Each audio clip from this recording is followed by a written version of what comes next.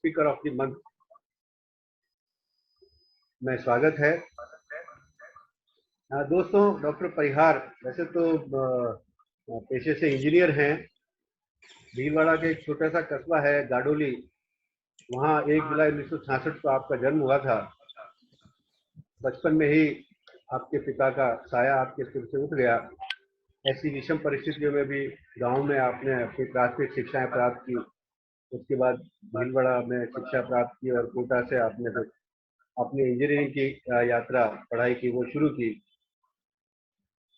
आप atomic energy department में महत्वपूर्ण पदों पर रहे हैं और उसके साथ साथ आप शिक्षा प्राप्त करने के लिए लगातार प्रयासरत रहे, नया नया ज्ञान अर्जित करने के लिए प्रयास करते रहे।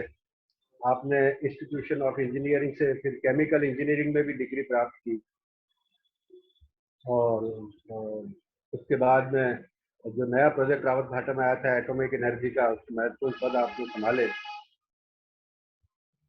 आपने एमबीए एचआर में एमबीए भी किया हुआ है, master diploma in alternative medicine.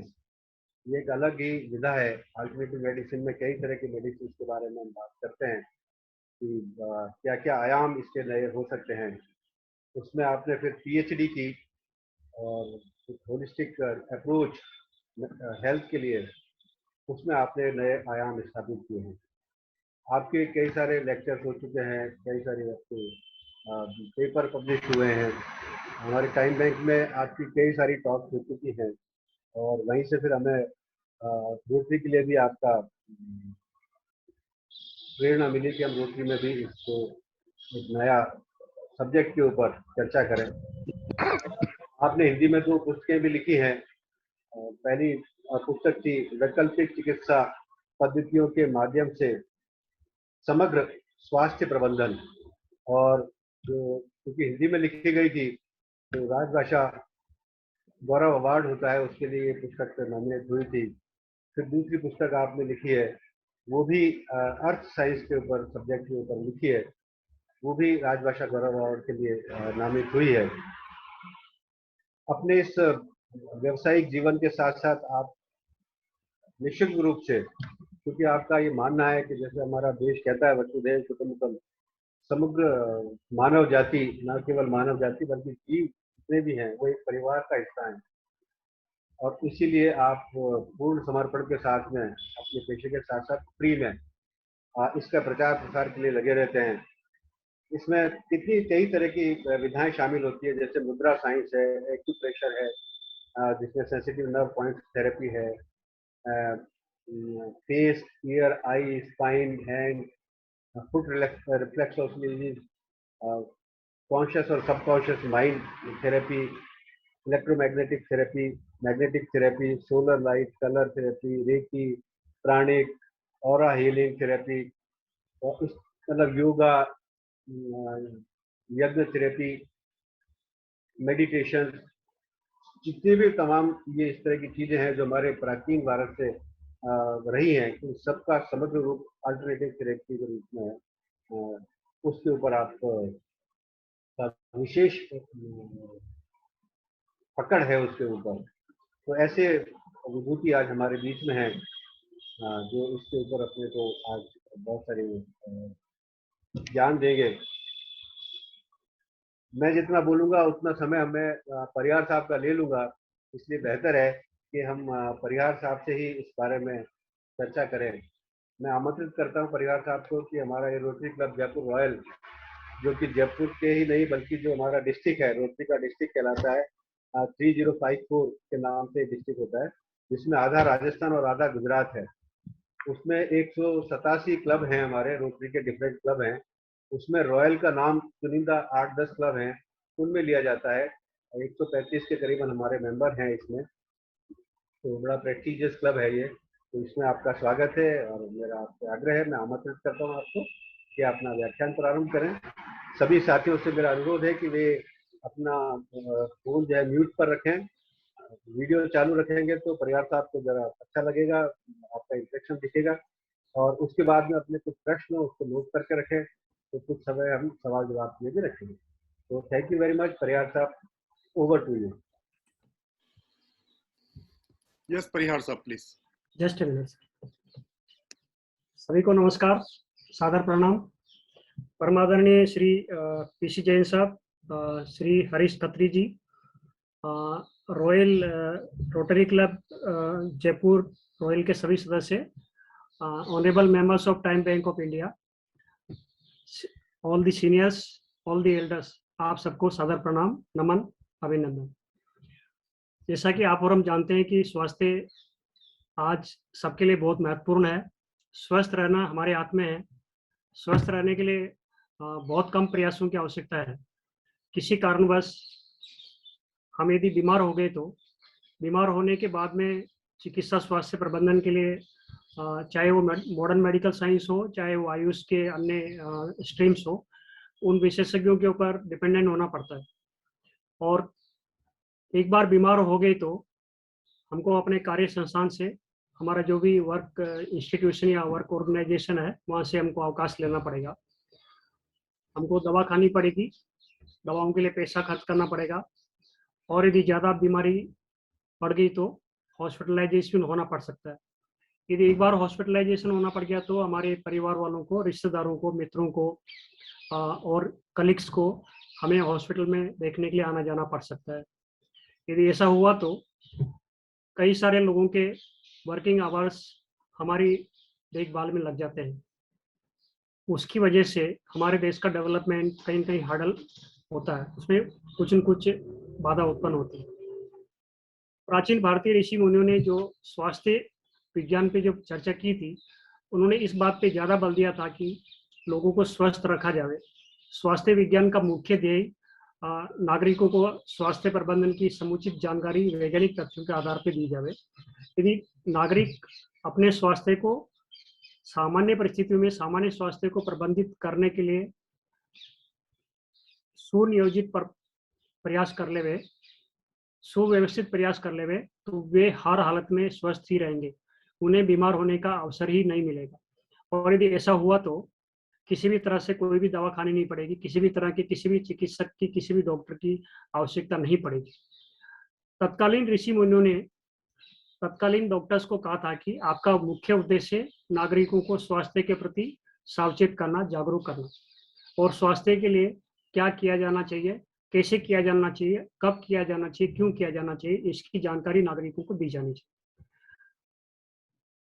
उसके बाद में नागरिकों को सलाह दी थी कि कृपया आप अपने शरीर के अंग अवयवों तथा मस्तिष्क की भाषा को समझना सीख लें कि आपका शरीर क्या बोल रहा है, आपके शरीर के अंग अवयव क्या बोल रहे हैं, आपका मस्तिष्क क्या बोल रहा है।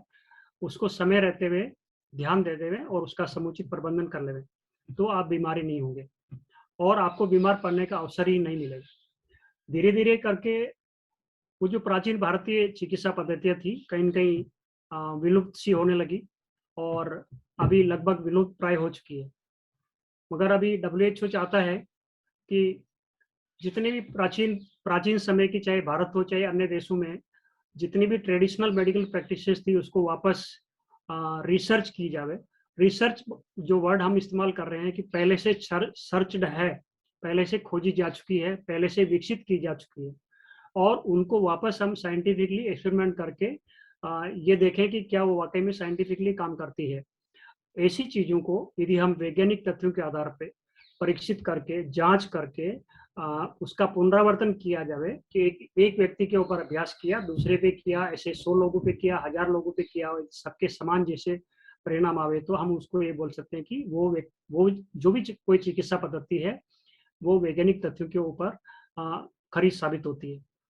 इस दिशा के अंदर पूरे वर्ल्ड में जो सर्वे किया गया, ये पाया गया कि संसार भर में एलोपैथी के अलावा, एलोपैथी जिसको हम मॉडर्न मेडिकल साइंस बोलते हैं, ये इसको वेस्टर्न मेडिकल प्रैक्टिसेस भी बोला गया है, क्योंकि वेस्टर्न कंट्रीज के अंदर डेवलप की गई थी, इसलिए उसको वेस्टर्न मेडिकल प्रैक्टिसेस भी बोला गया। वो एक एलोपैथी जो है आज मेन स्ट्रीम में है। इसके अलावा जितनी भी चिकित्सा पद्धतियां हैं उनको हम अल्टरनेटिव मेडिकल प्रैक्टिसेस के नाम से जानते हैं। अल्टरनेटिव वर्ड जो यहाँ पे इस्तेमाल किया गया है वो एलोपैथी के लिए ही किया गया। ऐसा कोई तरीका, ऐसी कोई विधि, ऐसी कोई चिकित्सा पद्धति जो एलोपैथी को रिप्लेस कर सकती है। अर्थात दो कंडीशन है कि एलोपैथी की आवश्यकता ही ना पड़े, पहली चीज। दूसरी चीज, यदि इंसिडेंटल एक्सीडेंटल केसेस में एलोपैथी की आवश्यकता पड़ी तो उसके parallel complementary supplementary treatment methodology के रूप में क्या तरीके अपनाए जावे, क्या तकनीकें अपनाई जावे कि वे सामान्य परिस्थितियों में लगने वाले चिकित्सा स्वास्थ्य प्रबंधन के समय को और लगने वाले धन की बचत कर सके। इस दिशा में WHO ने और अल्टरनेटिव मेडिकल प्रैक्टिसेस के विशेषज्ञों ने पूरे संसार भर में जानकारी एकत्रित करने पर पाया कि भारत सहित अन्य देशों के अंदर लगभग 135 तरह की 135 टाइप्स की अल्टरनेटिव मेडिकल प्रैक्टिसेस प्रचलित है और वो अभी भी ट्रेडिशनली जो पारंपरिक चिकित्सा पद्धतियों के नाम से एक वंश से दूसरे वंश से, एक परिवार से दूसरे परिवार तक स्थानांतरित होती आ रही है। और हम जानते हैं कि यदि हम प्राचीन भारत के गांव के अंदर आज से 30 साल पहले 40 साल पहले के समय को हम याद करें तो बहुत से छोटे छोटे चीजें ऐसी थी, जैसे मैं उदाहरण के तौर पे आपको ये बताना चाहता हूँ कि किसी को पेट दुखता है तो आज हम मॉडर्न मेडिकल साइंस के पास जाएंगे तो बहुत सारे scientific tools and technical develop हो गए, जिसमें इंडोस्कोपी से लेकर के सोनोग्राफी से MRI, CT scan, PET scan, कई तरह की चीजें हैं जो पेट की जांच कर सकती है। मगर पुराने समय के लोग सबसे पहले पेट दर्द का कारण नाभि में देखते थे। जो नाभि जिसको हम सोलर प्लेक्सस के नाम से भी जानते हैं, वो नाभि का स्पंदन देखते थे और उस नाभि के ऊपर एक आटे का दीपक लगाते थे और उसके ऊपर एक कटोरा या लोटा जो किनारे वाला जो उसको ऊपर रखते थे और दीपक जलाने के बाद में उसके अंदर जो एयर होती थी उसकी ऑक्सीजन उसमें कंज्यूम होती थी, कार्बन डाइऑक्साइड बनती थी, उसका डेंसिटी डिफरेंस होने की वजह से स्टोमक के सरफेस के ऊपर वैक्यूम क्रिएट होता था और वो नाभि उसका बैलेंस हो जाती थी। अब यही चीज आज मॉडर्न मेडिकल साइंस ने उस पर एक वैक्यूम पंप डेवलप कर दिया। एक बड़ा सा एक ऐसा इंस्ट्रूमेंट होता है, उसको नाभि के ऊपर लगाया जाता है, एक ऐसा पंपिंग करके, जिस तरह से हम ब्लड प्रेशर नापते टाइम में पंप करके प्रेशराइज करते हैं, उसको रिवर्स कर दिया तो वो वैक्यूम करता रहता है। वैक्यूम करने से वो नाभि के ऊपर बैलेंस हो जाता है। इस तरह से उस चीज को जो भारत के अंदर लोग दीपक जला के करते थे, उसके पीछे वैज्ञानिक तथ्यों को देखा गया कि क्या कारण है कि ये लोग इस तरह से दीपक जलाते थे।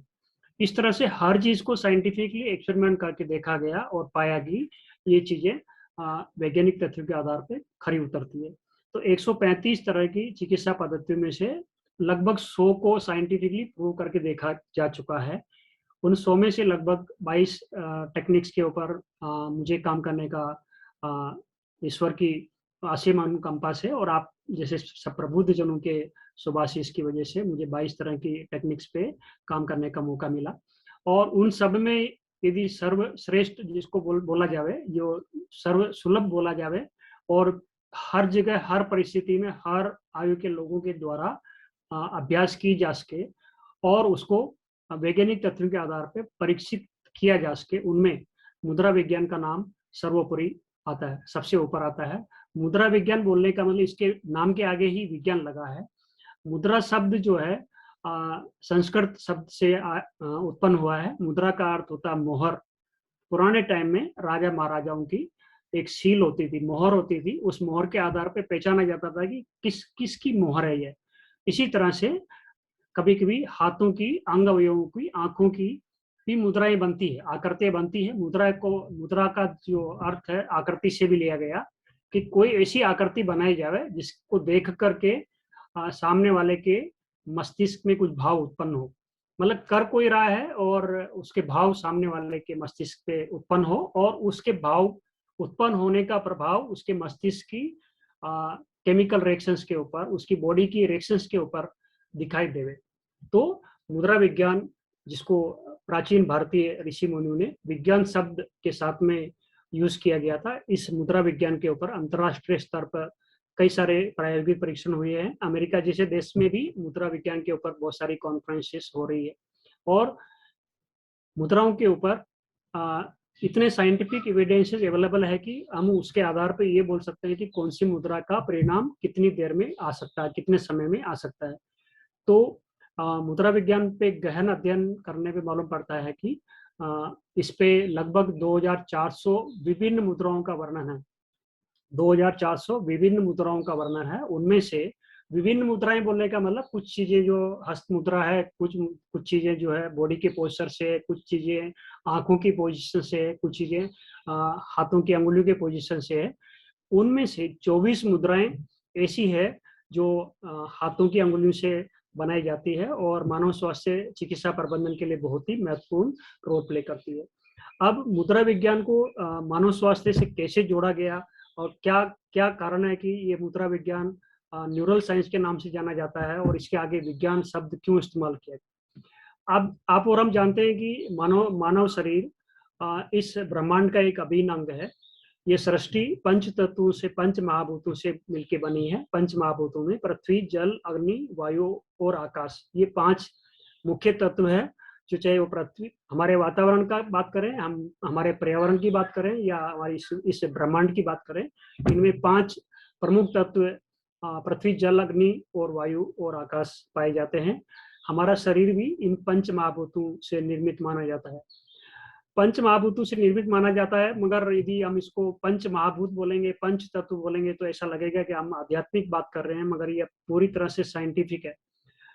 जब कभी हम संकटग्रस्त होते हैं तो जब हम भगवान शब्द का इस्तेमाल करते हैं, ईश्वर शब्द का इस्तेमाल करते हैं, अल्लाह शब्द का इस्तेमाल करते हैं, तो थोड़ा हम भगवान शब्द को अलग अलग शब्दों का, जो भगवान, जो भय, गय, वय, आ, न, ये शब्दों से मिलकर बना। भय यानी भूमि, ग यानी गगन, व यानी वायु, आ यानी आकाश, न यानी नीर। हम यदि भगवान शब्द का जब हम इस्तेमाल कर रहे हैं तो बेसिकली हम पंच महाभूतों को याद कर रहे होते हैं। अब पंच महाभूत को साइंटिफिकली हम कैसे प्रूव करें, एक तत्व से मैं आपको एक्सप्लेन करना चाहता हूँ।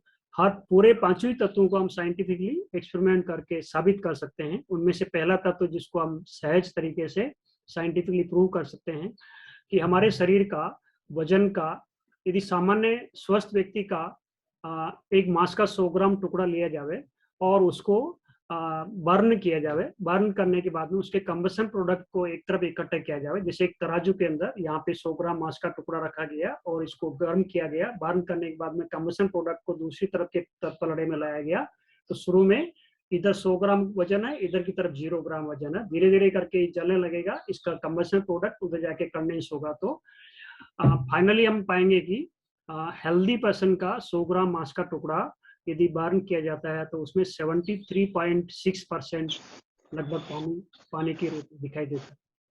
ये जो कंबशन प्रोडक्ट है उसको हम वापस कंडेंस करते हैं तो पानी के रूप में दिखाई देता है।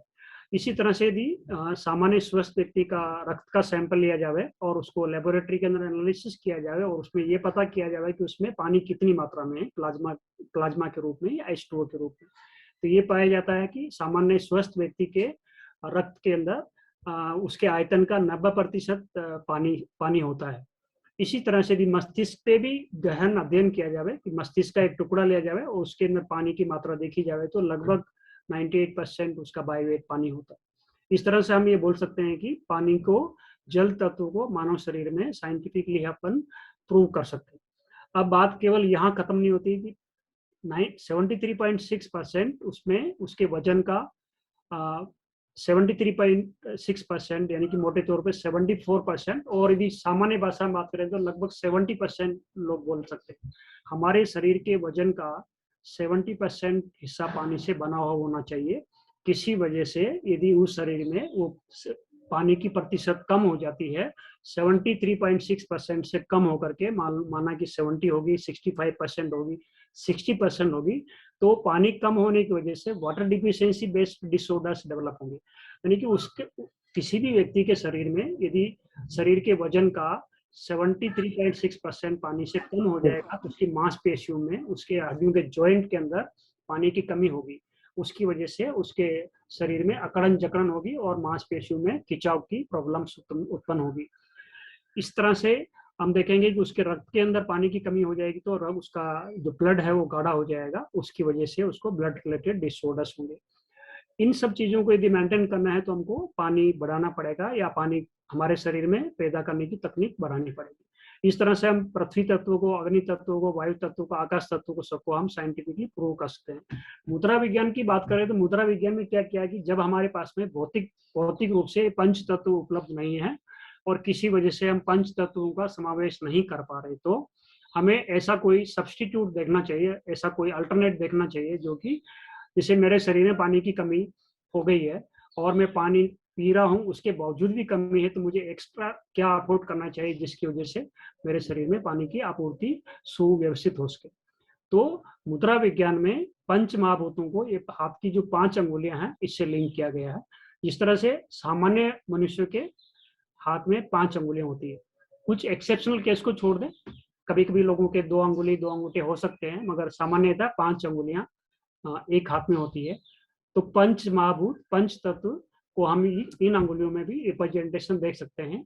जो अंगूठा है ये अग्नि तत्व का प्रतीक होता है, इंडेक्स फिंगर जो है वायु तत्व का प्रतीक होती है, जो मिडल फिंगर है वो आकाश तत्व का रिप्रेजेंटेटिव करती है, और जो रिंग फिंगर है वो पृथ्वी तत्व का, और जो सबसे छोटी अंगुली है वो जल तत्व को रिप्रेजेंट करती है। किसी वजह से मानव शरीर में किसी तत्व की कमी हो जावे तो उसको मुद्रा विज्ञान के माध्यम से बढ़ाया जा सकता है। किसी वजह से यदि वो तत्व बढ़ जाए तो मुद्रा विज्ञान के माध्यम से उसको घटाया जा सकता है। और यदि हम स्वस्थ रहना चाहते हैं तो पंच महाभूतों का जो समानुपात है वो बरकरार रखा जाने की आवश्यकता है। तो हम उसको इस मुद्रा विज्ञान के माध्यम से सुव्यवस्थित कर सकते हैं। यदि हमारे शरीर में पंच तत्वों में से ये अग्नि तत्व है, ये वायु तत्व है, आकाश तत्व है, पृथ्वी तत्व है, जल तत्व है। यदि जैसे कि मैं आपको पानी के बारे में बता रहा था, पानी यदि हमारे शरीर में कम हो गया तो उसको बढ़ाने के लिए अग्नि तत्व को, जो जल तत्व का जो जड़ है वहां पे लगाएंगे।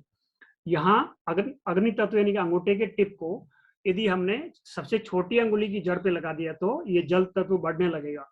ये जल तत्व ऐसा करने मात्र से हमारे शरीर में जल तत्व बढ़ने लगता है। अब इस पे विज्ञान बहुत सारा, क्योंकि यदि हम एक सिंबॉलिक प्रोग्राम कर रहे हैं इस टॉपिक के ऊपर, मैंने एटॉमिक एनर्जी के अंदर 3 दिन की फुल डे कॉन्फ्रेंसेज, मैंने 9 आवर पर डे के हिसाब से कॉन्फ्रेंसेज की, इस लक्ष्य के साथ की इस कार्यक्रम को अटेंड करने वाला व्यक्ति बीमार ही नहीं होगा।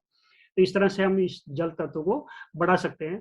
यदि किसी वजह से जल तत्व बढ़ गया, आप देखते हैं ना कि कभी कभी हमारे शरीर में पानी की मात्रा ज्यादा हो जाती है, तो उस टाइम में उस पानी की मात्रा ज्यादा होने की वजह से हमको कभी कभी वॉमिटिंग होने लगती है या लूज मोशन होने लगते हैं, या हमको ज्यादा पसीना आने लगता है। तो इसका मतलब कभी कभी डॉक्टर बोलता है ना लंग्स में पानी भर गया है या पानी ज्यादा हो गया, पेट में पानी भर गया, उसको निकालना पड़ेगा। तो ऐसे टाइम में जो तत्व बढ़ गया उसको इस अंगूठे की जड़ पे यानी कि नीचे लेके आ गए, और यहाँ इसको इस तरह से इसको लाके दबाया, तो ये जल तत्व को कम करेगी। यदि हम चाहते हैं कि हमारे शरीर में जल तत्व जितना होना चाहिए उतना बना रहे, तो हमें क्या करना पड़ेगा, जल तत्व के टिप को और अग्नि तत्व के टिप को मिलाने की आवश्यकता है। इस तरह से हम जल तत्व को समानुपात में बरकरार रख सकते हैं। ये जस्ट हल्का सा बैकग्राउंड हुआ।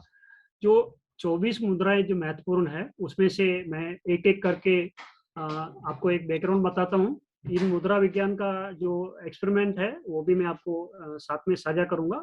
बट महत्वपूर्ण इस 24 मुद्राओं में से भी मैं आपको कुछ अत्यंत महत्वपूर्ण मुद्राएं जिसको हम पैरेलल टू मेडिकल साइंस काम कर सकते हैं, और मतलब अदर देन मेडिकल साइंस भी हम इसको यूज कर सकते हैं। तो जैसा कि आप और हम जानते हैं कि जैसे कि ये हमारे अग्नि, अगेन में फिर अग्नि, वायु, आकाश, पृथ्वी, जल, ये सारे तत्वों को यदि मैं बराबर करना चाहता हूँ, समानुपात में लाना चाहता हूँ, तो सबसे बड़ी उंगली है मिडल फिंगर। मैं इसको बोलता हूँ कि थोड़ा आपको झुकना है, ये झुक गई। फिर ये इसको अग्नि के साथ साथ पृथ्वी वाले को भी बोल रहा हूँ, ये भी कम करनी है। फिर मैंने इंडेक्स फिंगर यानी कि वायु वाली अंगुली को भी बोलते हैं, इसको भी कम करना है। फिर जो वरुण तत्व वाली जो छोटी अंगुली, इसको भी कम करने के लिए बोल दिया, बट अंगूठा बोलता मैं झुकता नहीं। ये जब तक झुकता नहीं, जब तक इनमें एकता हो नहीं सकती, तो इसको भी झुकना पड़ेगा।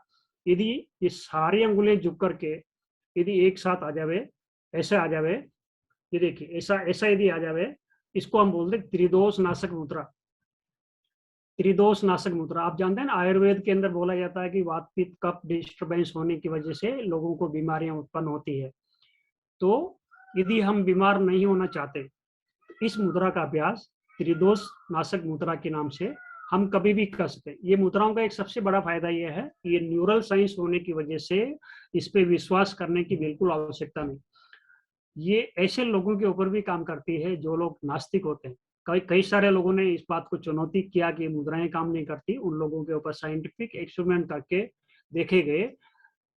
उन लोगों को कहा गया कि आप पैरेलल टू योर वर्क, आपका काम के साथ साथ, जैसे आप किसी से बात कर रहे हैं, बात करते करते कर लें, आप टीवी देखते टाइम कर लें, आप गाड़ी में सफर करते टाइम कर लें, मीटिंग अटेंड करते करते कर लें, और इसके परिणाम हम साइंटिफिकली देखेंगे।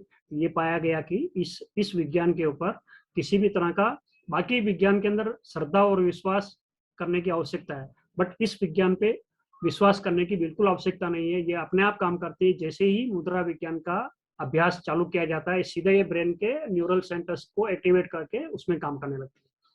तो आपने और हमने ये देखा होगा, एक मुद्रा बनाई जाती है।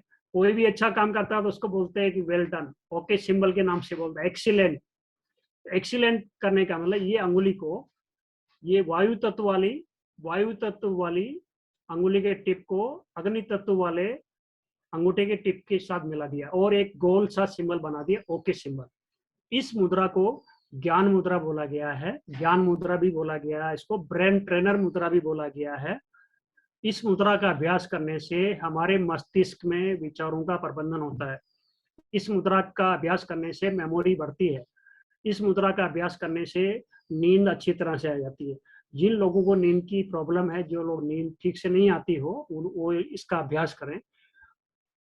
इस मुद्रा का अभ्यास करने से हमारे, जिस तरह से हमारे घर में जो सफाई अभियान चलता है ना, हमारे घर में, या स्वच्छ भारत अभियान चल रहा है, अभी स्वस्थ भारत अभियान चल रहा है, इस मुद्रा का अभ्यास शुरू करते ही हमारे मस्तिष्क में स्वच्छता अभियान चालू हो जाता है।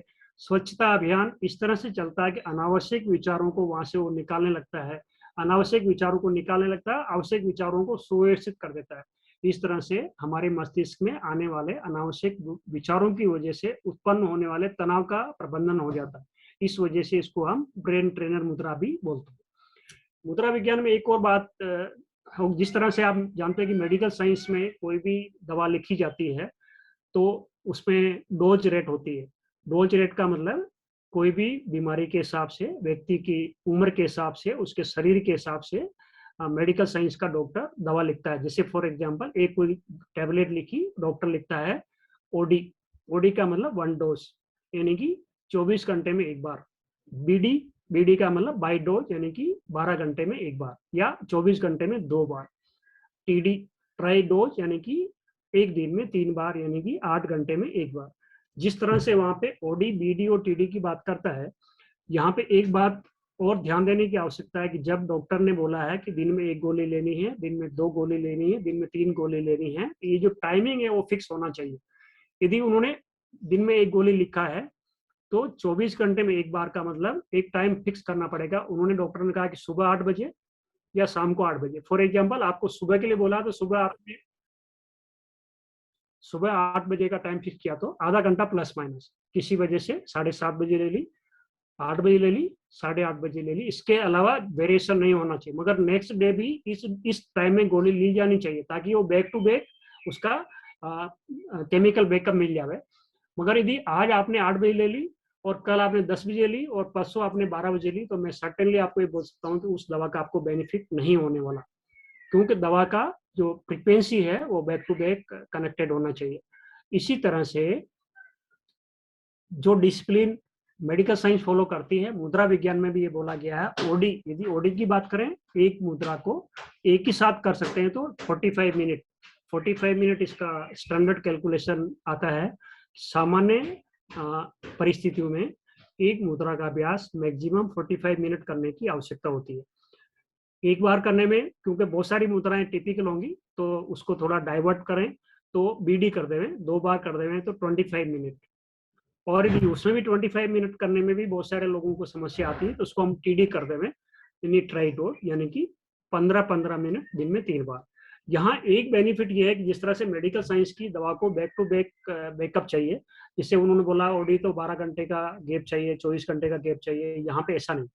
आपने अभी एक 15 मिनट की डोज ली, दोबारा 15 मिनट की डोज 5 मिनट बाद में ले लें, तीसरी डोज 10 मिनट बाद ले लें, चाहे 1 घंटे के बाद ले लें, बट विद इन 24 आवर अपने को करने की आवश्यकता होती है। तो ये जो मुद्रा है, ज्ञान मुद्रा, इसके लिए अनलिमिटेड टाइम है। इसके लिए ओडी बीडी टीडी नहीं, आप इसको जितना ज्यादा करेंगे उतना ही ज्यादा बेनिफिट होगा।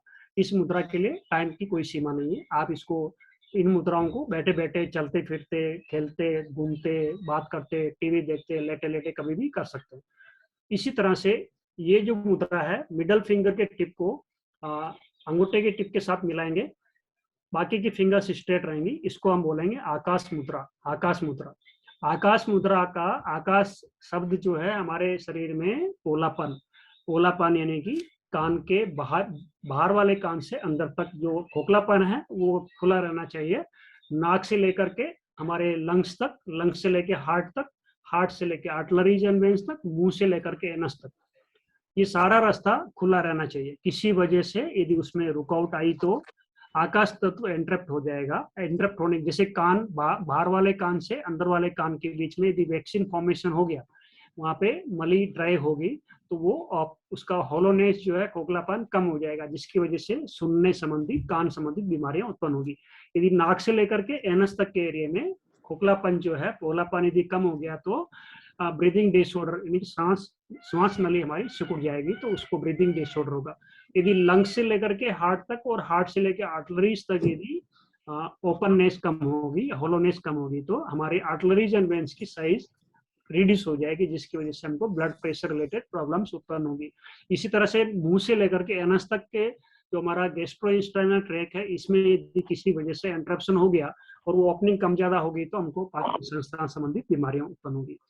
यदि हमने इस मुद्रा का अभ्यास किया, इसको हम आकाश मुद्रा बोलते हैं।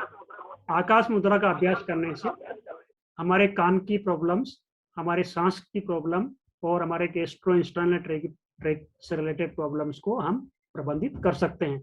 इसके साथ साथ हमारे विचारों में खुलापन आता है। आकाश मुद्रा का अभ्यास करने से उसका व्यक्ति का मानसिकता सकारात्मकता की तरफ विकसित होती है।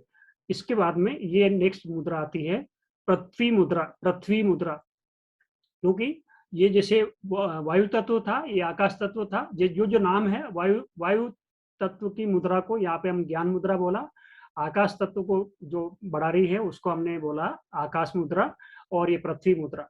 पृथ्वी मुद्रा जिस तरह से हमारे शरीर को आकार देने का काम हड्डियां करती है और मांसपेशियां करती है और स्किन करती है, जब हम पृथ्वी मुद्रा का अभ्यास करते हैं तो जिस तरह से पृथ्वी स्थिर है, स्टेबलाइज्ड है, हैवी है, हमारे विचार स्थिर होते हैं। और जो लोग कमजोर हैं, दुबले हैं, उनको उनका मजबूती प्रदान प्राप्त होती है, वो मोटे हो सकते हैं, उनका वजन बढ़ने लगता है। पृथ्वी मुद्रा का अभ्यास करने से लोगों का वजन बढ़ सकता है। जो लोग जो दुबले पतले हैं वो इसका अभ्यास करें तो उनको शारीरिक मजबूती के साथ साथ थोड़ा सा वेट गेन भी होता है। इसके साथ साथ हमारे जो जिन लोगों के बोन डेंसिटी, कभी भी आप देखते हैं ना कि बोन्स का डेंसिटी कम हो गया, कैल्शियम की डिफिशियंसी आने लगती है, इस मुद्रा का अभ्यास करने से बोन डेंसिटी भी बढ़ती है। इसी तरह से अब जो नेक्स्ट मुद्रा आती है ये है वरुण मुद्रा। वरुण मुद्रा यानी कि जल तत्व को सुव्यवस्थित करती है, जल तत्व को प्रबंधित करती है। इस मुद्रा का अभ्यास करने से जो पहला साइंटिफिक एविडेंस है, इस मुद्रा का अभ्यास करने वाले लोग बुढ़े नहीं होते हैं।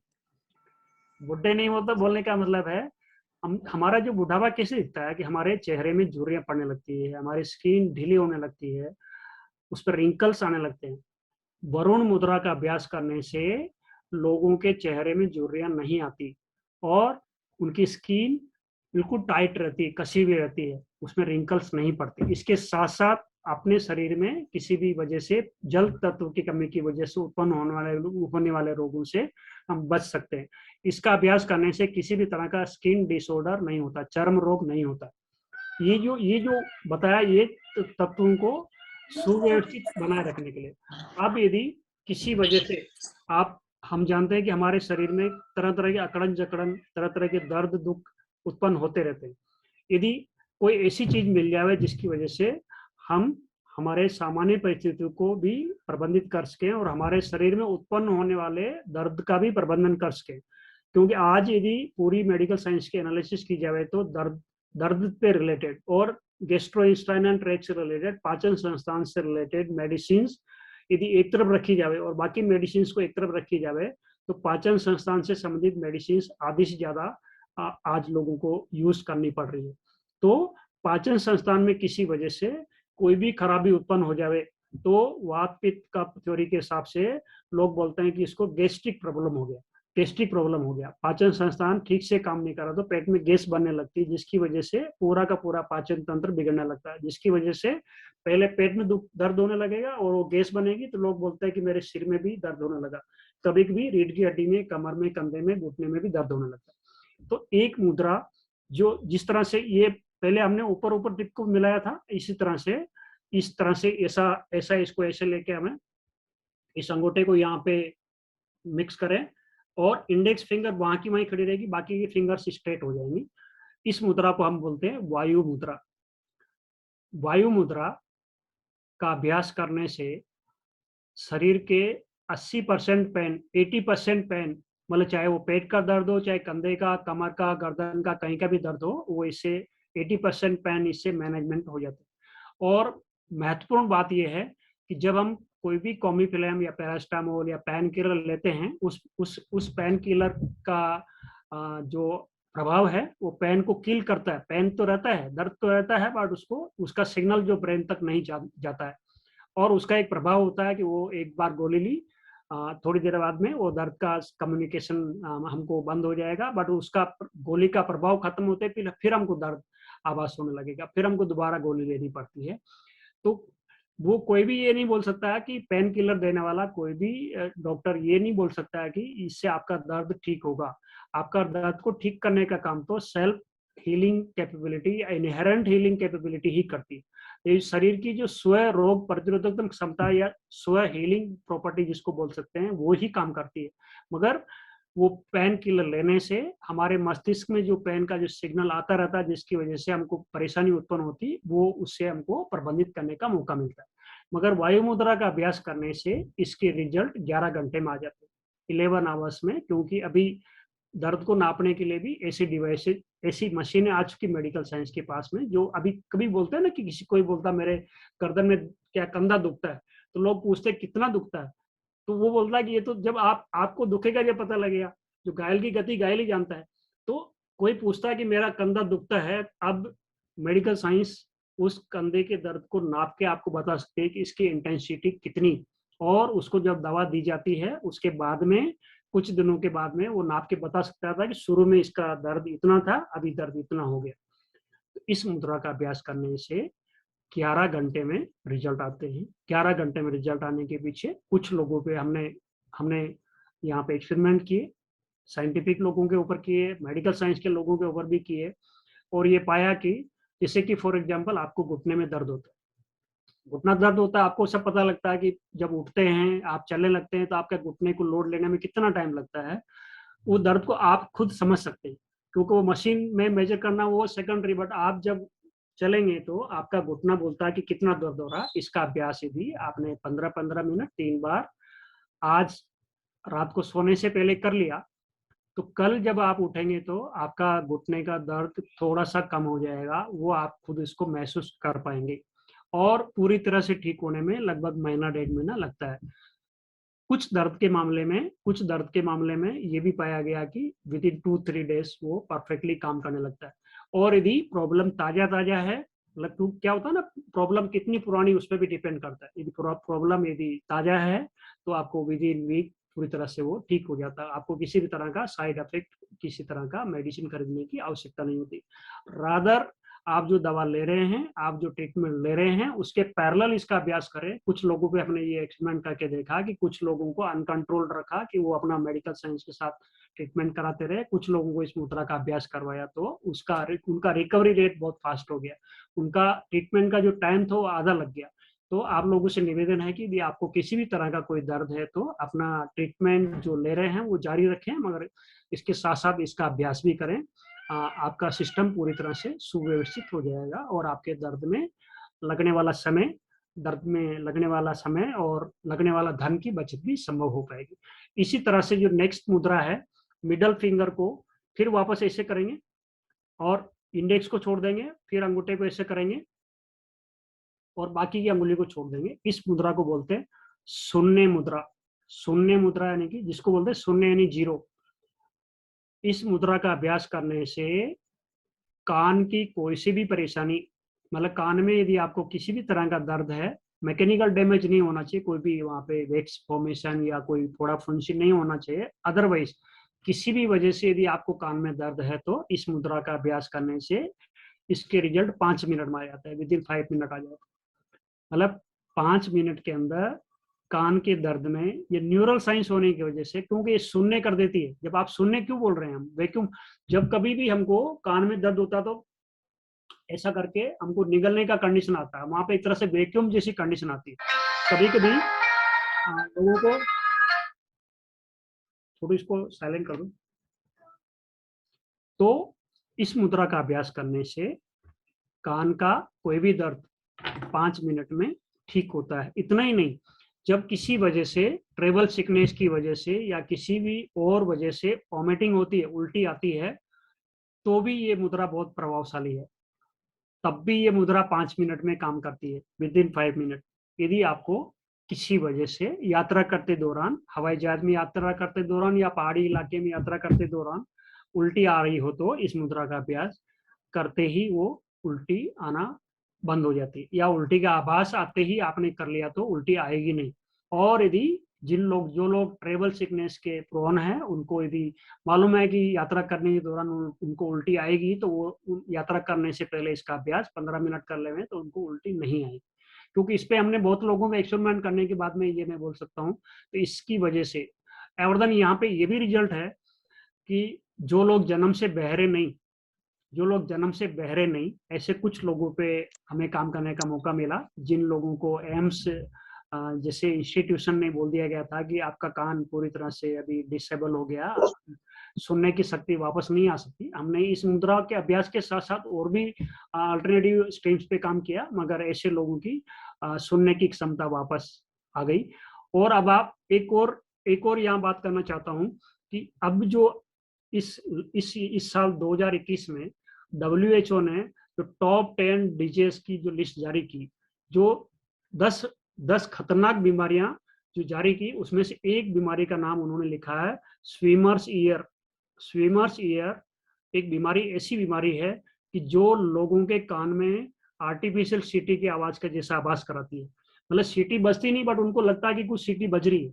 कारण क्या है कि हम अभी, हमारा समय जो है अगर मोबाइल के साथ में या हमारा म्यूजिक के साथ में या हाई नॉइज एरिया के साथ में हम लोग काम कर रहे हैं, जिसकी वजह से कान की प्रॉब्लम लोगों को आने लगी और लोगों को सुनने की समस्या सेकेंडरी हो गई। मगर उनको सीटी का आभास होता रहता है, लगातार ऐसा लगता है सीटी बज रही है, वो सोए सोए रहते तब भी उनको लगता है कि सीटी का आभास होता है, तो उनकी वजह से उनकी नींद डिस्टर्ब होती है, उनकी वजह से उनको मानसिक तनाव उत्पन्न होता है, उसकी वजह से उनको कई सारी बीमारियां उत्पन्न होती है। अतः आप लोगों से निवेदन है कि यदि किसी वजह से ये जो इलेक्ट्रॉनिक गैजेट्स है उनका ज्यादा इस्तेमाल करना पड़े, तो उनको कान से कम ये जो मोबाइल है ना, जैसे इसको आपने ये अंगुलियां अंदर रखी और यहाँ रखें, मतलब ये कम से कम ये अंगुली जो है हमारी, ये हमारे कान में बिल्कुल, बहुत से लोग ऐसा करते हैं बिल्कुल पूरा इसको दबा के रखते हैं, ऐसा दबा के रखते हैं। ऐसा दबा के रखेंगे तो ये जो आवाज है आपके कान में तेजी से गूंजेगी, उसकी वजह से आपके कान के पर्दे को डैमेज होने की संभावना है। अतः इसमें इतना गैप रखें, और यदि संभव है तो आप अलग से स्पीकर ऑन करके इसको जितना दूरी बना के रखेंगे उतना ही बेनिफिट होगा। और समय प्रबंधित करें, ज्यादा लंबी बात जहां तक संभव है मोबाइल में नहीं की जानी चाहिए। ऑटो फोन या बेसिक फोन यदि अपने पास है तो उसका इस्तेमाल करना चाहिए, क्योंकि अभी तो अनलिमिटेड कॉल्स फ्री हो गई, मगर कान फ्री में नहीं मिल रहा। अभी कान की बीमारियां जो है उसका इलाज हमको आसानी से नहीं मिल सकता है, तो इसलिए इस मुद्रा का अभ्यास करके हम कान की बीमारियों से बच सकते हैं, वॉमिटिंग से बच सकते हैं। इसी तरह से अब जो वापस ऐसा करेंगे, और ये लास्ट वाली जो रिंग फिंगर है, सेकंड लास्ट, इसको हमने दबा के रखी। इस मुद्रा को हम बोलते हैं सूर्य मुद्रा।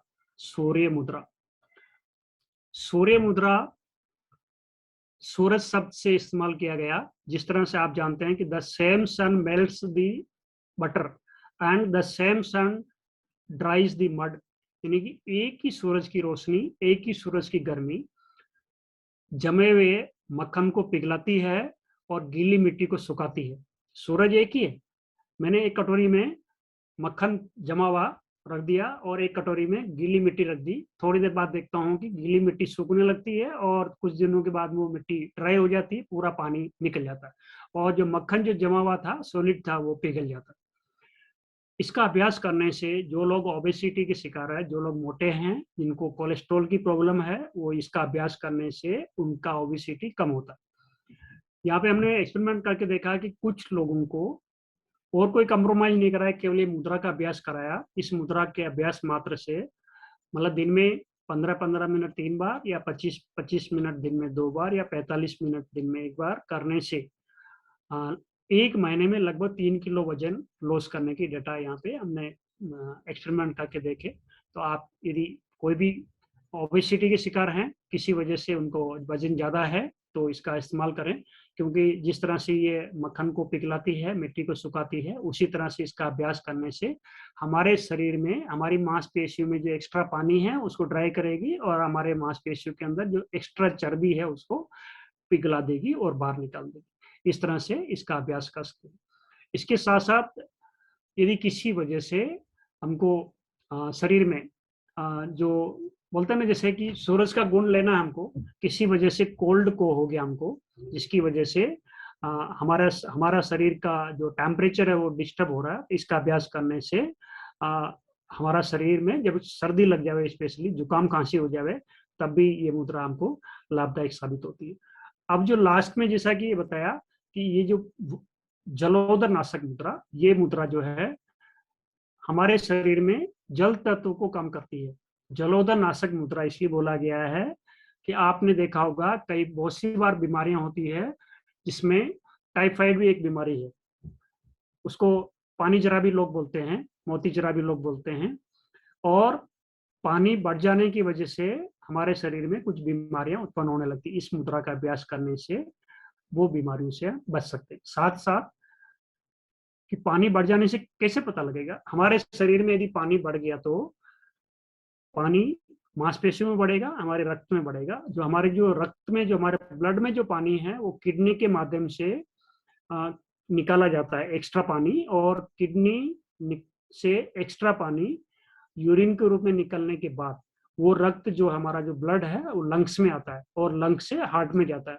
और लंग्स में जो है हमारे श्वसन, हम जो सांस लेते हैं, हम ऑक्सीजन जो इनहेल करते हैं, वो ऑक्सीजन ब्लड के साथ में, हीमोग्लोबिन के साथ में ट्रांसपोर्ट होती है, और जो हमारा जो रिटर्न ब्लड है उसमें जो कार्बन डाइऑक्साइड है वो एक्सेल एयर के साथ में निकलती है। उसके साथ साथ पानी भी निकलता है। किसी वजह से किडनी पूरे पानी को लोड नहीं ले पाती तो लंग्स में पानी का लोड बढ़ जाता है। और हवा जो है उसकी, जैसे मैं यहाँ हवा का सैंपल लेता हूँ, तो ये जो सामान्य हवा है इसके अंदर यदि नापते हैं तो 79% नाइट्रोजन, 21% ऑक्सीजन मोटे तौर पे। यदि हम पानी की बात करें तो 0.5% मैक्सिमम वाटर वेपर के रूप में या रिलेटिव ह्यूमिडिटी के रूप में पानी हवा में उपलब्ध रहता है।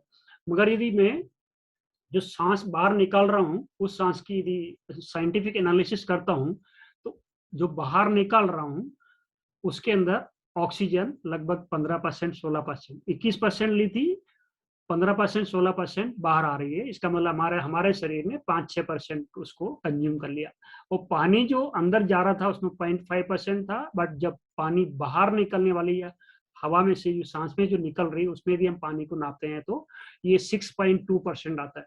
6.2% बाय वॉल्यूम हवा जो है हमारे शरीर में से पानी को लंग्स में से लेके जाती है। और यदि इससे ज्यादा पानी है तो हमको जुकाम होने की संभावना रहती है। और वो नाक टपकने के, नाक के हवा के साथ साथ पानी कैरी होता है और नाक में टपकने लगता है। मगर उसको यदि हम अल्टरनेटिव मेडिकल साइंस की दृष्टि से देखें, भारतीय ऋषि मुनियों की दृष्टि से देखें, तो जुकाम को ऋषि मुनियों ने बीमारी नहीं माना है। उन्होंने ये बोला क्लींसिंग प्रोसेस है। क्लींसिंग प्रोसेस यानी कि हम अपने शरीर में एक्स्ट्रा वाटर उसको निकालने का तरीका है। किडनी को जितना लोड लेना ले लिया, हवा को जितना लेना ले लिया, फिर भी बच रहा है, तो वो क्या करेगा, नाक के थ्रू निकालता है। यदि आप नाक को टपकने देवें तो पुराने लोगों से भी आप चर्चा करेंगे तो जुकाम, मेडिकल साइंस के लोगों से भी एक्सपर्ट आप डिस्कस करेंगे तो एक्सेप्ट कोई भी किसी वजह से कोई इन्फेक्शन नहीं हुआ हो, कोई भी किस तरह का उसके ब्लड में कोई भी डिसऑर्डर नहीं हुआ हो, तो लगभग 5-6 दिन में सामान्य जुकाम लोगों का ठीक हो जाता है। अभी भी गाँव के अंदर मैंने गाँव के कई सारे लोगों पे स्टडी करके देखा कि वहाँ पे ये इस तरह का जो जुकाम, सामान्य जुकाम के लिए लोग दवा लेते नहीं और उनका जुकाम स्वतः ही ठीक हो जाता है। मगर मॉडर्न मेडिकल साइंस के पास आप जाएंगे, वो यदि जुकाम की दवा नहीं देंगे तो आप उस डॉक्टर को उसकी तारीफ नहीं करेंगे, रादर उसको बोलेंगे ये क्या, आप एक डॉक्टर छोड़ के दूसरे डॉक्टर के पास जा सकते हैं। इस वजह से उनको कुछ दवा देने की आवश्यकता होती है। तो क्लिनसिंग मेथड के हिसाब से इस मुद्रा का अभ्यास करने से जब कभी भी आपको लगे कि जुकाम, नाक में थोड़ा सा गीलापन लगे, तो आप इसका अभ्यास करें। क्योंकि मैंने कई लोगों में एक्सपेरिमेंट करके देखा कि इसका अभ्यास शुरू करने के 10 मिनट के अंदर आपका नाक ड्राई होने लगता है, नाक आपका ड्राई होने लगता है। और यदि आपने पहले दिन आपको गले में या नाक में आभास करते ही इसका अभ्यास 15-15 मिनट दिन में 3 बार 3 दिन तक कर लिया, तो आपको जुकाम बढ़ेगा नहीं, आपको दवा लेने की आवश्यकता नहीं। फिर भी मैं अनुरोध कर रहा हूँ कि किसी वजह से आपको जुकाम हो जाए तो तुरंत आप मेडिकल साइंस के पास जाना, क्योंकि यहाँ हम अल्टरनेट की बात कर रहे हैं, पैरेलल टू मेडिकल साइंस बात कर रहे हैं।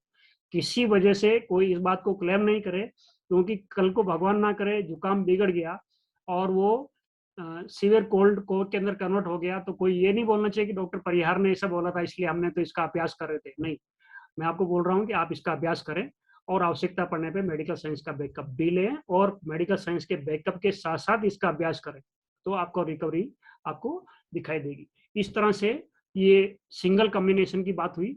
अब एक मुद्रा, ये मुद्रा है जो दो बीच की अंगुलियों को लेकर के बनाई गई। इसका आकार देखेंगे हिरण के जैसा है, हिरण के जैसा दिखता है ना, हिरण के जैसा। इस मुद्रा को, इसको बोलते हैं अपान मुद्रा। अपान मुद्रा यानी कि नाभि से नीचे जितने भी ऑर्गन है वेस्ट एंड टॉक्सिन मैनेजमेंट करने का काम करते हैं। आज हमारे शरीर में जो बीमारियां उत्पन्न हो रही है उसके पीछे जो मुख्य कारण है, हमारे शरीर में टॉक्सिन्स एंड वेस्ट की कंसंट्रेशन बहुत ज्यादा बढ़ गई, हमारे शरीर में अपशिष्ट पदार्थों की मात्रा बहुत ज्यादा बढ़ गई, जिसकी वजह से हमको कई सारी बीमारियों का सामना करना पड़ रहा है। यदि हमारे शरीर में टॉक्सिन्स एंड वेस्ट का मैनेजमेंट ठीक से कर लिया जाए तो हम बीमारियों से बच सकते हैं। प्राचीन ऋषियों ने बोला था इस मुद्रा का अभ्यास करने से नाभि से नीचे के सारे ऑर्गन्स ठीक रहते हैं, नाभि से नीचे के जितने भी ऑर्गन्स वो ठीक से काम करते हैं। इस मुद्रा की एक सीमा है जो मैं आपको साझा करना चाहता हूं। ये मुद्रा प्रेग्नेंट लेडीज को गर्भावस्था के दौरान 8th मंथ से पहले नहीं करना चाहिए। 8वें महीने से पहले इस मुद्रा का अभ्यास गर्भस्थ महिलाओं को नहीं करना है, क्योंकि इस मुद्रा का अभ्यास करने से नाभि से नीचे के सारे ऑर्गन्स का नॉर्मलाइजेशन होता है। तो मुद्रा विज्ञान के विशेषज्ञों ने इसको वार्निंग में डाला है कि यदि गर्भावस्था के दौरान 8th मंथ से पहले इसका अभ्यास कोई करे तो उसको मिस कैरेज होने की संभावना है। मगर यदि 8th मंथ कंप्लीट होने के बाद कोई भी गर्भस्थ महिला इसका अभ्यास करती है तो उसको पैनलेस डिलीवरी होने की पूरी मतलब श्योरिटी बोल सकते हैं। यानी कि 8वें महीने के बाद में जो महिला प्रेग्नेंट है वो इसका अभ्यास करती है तो उसको सिजेरियन की आवश्यकता नहीं पड़ेगी और उसको पैनलेस डिलीवरी संभव हो पाएगी। इस तरह से इसका हम अभ्यास कर सकते हैं। एक जो अब कॉम्बिनेशन की बात करें, जैसे ये मैंने आपको बताई थी वायु मुद्रा, यानी कि शरीर के 80% दर्द का मैनेजमेंट करेगी, शरीर में वात विकारों का 80% मैनेजमेंट करेगी। ये मैंने आपको बताई है अपान मुद्रा। यदि इस वायु मुद्रा और अपान मुद्रा को मैं मिला दूं, इस मुद्रा को बोलेंगे अपान वायु मुद्रा। अपान वायु मुद्रा यानी कि नाभिक से नीचे के सारे ऑर्गन्स को भी मैनेज करेगी और शरीर में वात विकार को भी मैनेज करेगी और शरीर के दर्दों का भी प्रबंधन करेगी। इस मुद्रा को अपान वायु मुद्रा बोलते हैं।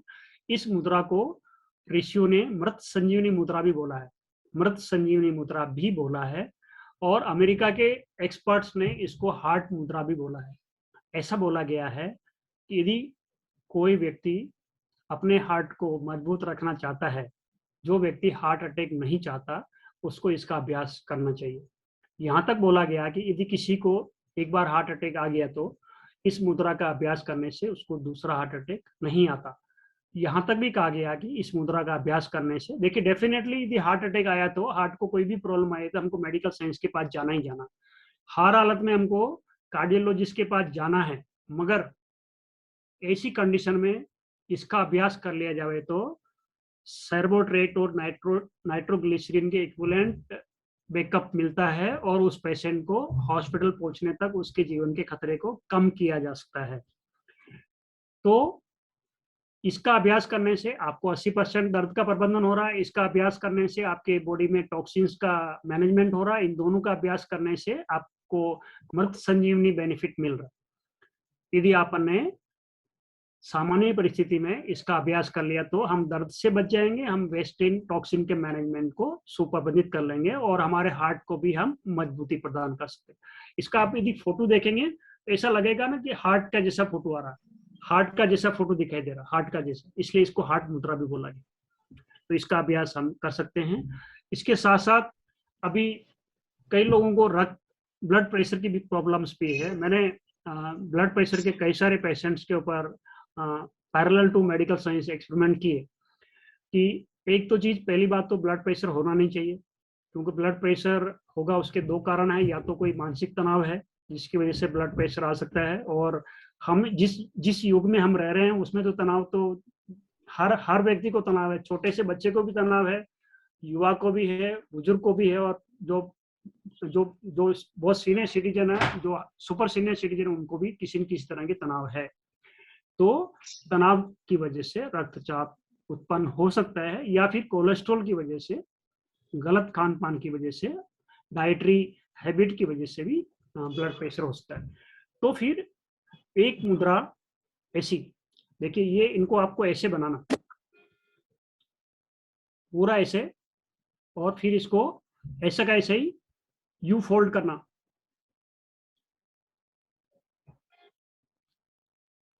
देखिए यू किया, बिल्कुल ऐसा, देखिए बिल्कुल फ्लैट, यहाँ पे ये कर रखा,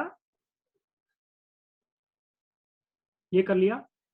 अब स्मॉल फिंगर, इंडेक्स फिंगर छोड़ दी, अंगूठा खुला है साइड में। इस मुद्रा को बोलते हैं मियाऊ मुद्रा। मियाऊ परफेक्टली ऑटोमेटिक मुद्रा है, whether it is low blood pressure, whether it is high blood pressure, it works perfectly. इसका अभ्यास करने से, यदि आप में से कोई ब्लड प्रेशर का पेशेंट है तो आप लोगों से निवेदन है कि कृपया मेडिसिन अपनी जैसा डॉक्टर ने बोला वैसे लेते रहें, और एक सर्टेन समय में अपना ब्लड प्रेशर को डिजिटली नाप लें, नाप करके date, time and blood pressure का वैल्यू लिख लें। 1 महीने तक इसका अभ्यास 15-15 मिनट 3 बार करें, और 1 महीने के बाद में सारे डेटा को एक्सेल शीट में डाल करके एक ग्राफ बना लें, और उस ग्राफ का प्रिंट आउट निकाल करके अपने फिजिशियन के पास ले जाएं। आपका फिजिशियन डिसाइड करेगा कि आपकी दवा को क्या करना है, क्योंकि ये इसका अभ्यास कर रहे हैं। आपका ब्लड प्रेशर आप सर्टेन फैशन में रोज नाप रहे हैं और उसका चार्ट बना के उसके पास लेके जाएंगे तो वो आपकी दवा को रेगुलेट करेगा। क्योंकि हमने कुछ लोगों पे एक्सपेरिमेंट किया, जो लोग हाइपर ब्लड प्रेशर के पेशेंट थे और दिन में 3 गोली लेते थे, 1 महीने तक उसका अभ्यास कराया, फिर चार्ट बना करके डॉक्टर के पास भेजा, क्योंकि वो चार्ट के अंदर सारा दिखता है कि वो ब्लड प्रेशर किस तरह से बिहेव कर रहा है। डॉक्टर्स ने चार्ट देख करके उसकी दवा को रिड्यूस की, फिर 2 महीने तक दोबारा अभ्यास कराया, फिर चार्ट बना करके उसको भेजा, फिर डॉक्टर्स ने दवा को रिड्यूस की। फाइनली लगभग 6 महीने के अंदर उनकी कंडीशन ऐसी आ गई थी कि उनको बिना दवा के भी काम चल सकता था, यद्यपि आधी गोली उनको चालू करके रखी गई। तो अपन इसका अभ्यास कर सकते हैं। इस मुद्रा का एक और वर्जन है कि इसको ऐसे करके आप घूम सकते हैं, चल सकते हैं, फिर सकते हैं। कुछ लोगों को ये, क्योंकि मैं इसका अभ्यास कर सकता हूँ, आप देखेंगे कि पूरी तरह से यहाँ अड़ा हुआ है। अब ये इसको मैं लेकर के 1 घंटा ऐसे बैठ सकता हूँ, मगर इसका अभ्यास करना पड़ेगा। अभ्यास कर लेंगे तो न्यूरोलॉजिकली आपका ब्लड प्रेशर, क्योंकि ये क्या कर रही है, आपके ब्लड प्रेशर के रूट कॉज को खत्म कर रही है। क्योंकि पृथ्वी जल अग्नि वायु आकाश की जो हम बात कर रहे थे, ये देखिए कि ये पृथ्वी तत्व है, पृथ्वी तत्व को ये क्या कर रही है, रिड्यूस कर रही है, और ये आकाश तत्व को रिड्यूस कर करके आपके वायु तत्व को और जल तत्व को बढ़ा रही है। तो किसी वजह से ब्लड प्रेशर में जो रेगुलेशन आ रहा है उसको ये मैनेजमेंट करती है। इसका अभ्यास दूसरे तरीके से भी कर सकते हैं। ऐसे किया,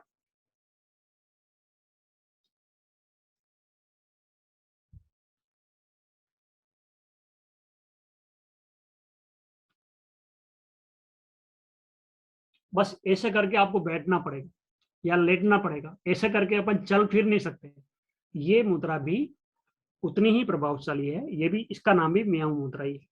तो इसमें केवल ये है कि ये जो दो तत्व है ना, आकाश तत्व और पृथ्वी तत्व को हम नीचे लेके आ रहे हैं और बाकी तत्वों को हम सिनर्जेटिक करके रखें। इस तरह से हम इसका अभ्यास कर सकते हैं। तो इस तरह से अपन रक्तचाप का प्रबंधन कर सकते हैं। एक और महत्वपूर्ण हमारा ऑर्गन है कि जिस तरह से हार्ट को भी आर्टिफिशियल नहीं बनाया जा सका है, किडनी भी आर्टिफिशियल नहीं बनाई जा सकी। आल्दो किडनी ट्रांसप्लांट हो सकता है, और किडनी ट्रांसप्लांटेशन के अंदर भी बहुत सारी समस्याएं हैं। किडनी मैच होना चाहिए, और किडनी मैच होने के बावजूद भी आपकी बॉडी इसको एक्सेप्ट करनी चाहिए। अतः किडनी को हर हालत में बचाया जाना आवश्यक है। किडनी एक फिल्टर है। किडनी को बचाए जाने के लिए आपको पर्याप्त मात्रा में पानी पीना चाहिए। पर्याप्त मात्रा में पानी पीने के ऊपर यदि चर्चा करें तो साइंटिफिकली, मेडिकल साइंस के हिसाब से एक हेल्दी सिटीजन को 4 लीटर से 6 लीटर पानी रोजाना पीने की आवश्यकता है।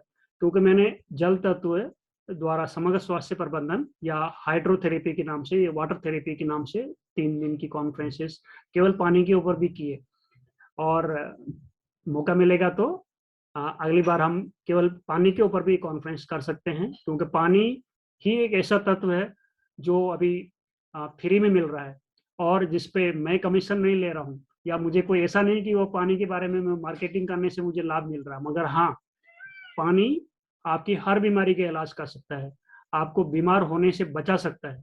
अतः किडनी को यदि बचा के रखना है तो आप संकल्प कर लें कि 4 लीटर से 6 लीटर पानी अवश्य पिएंगे।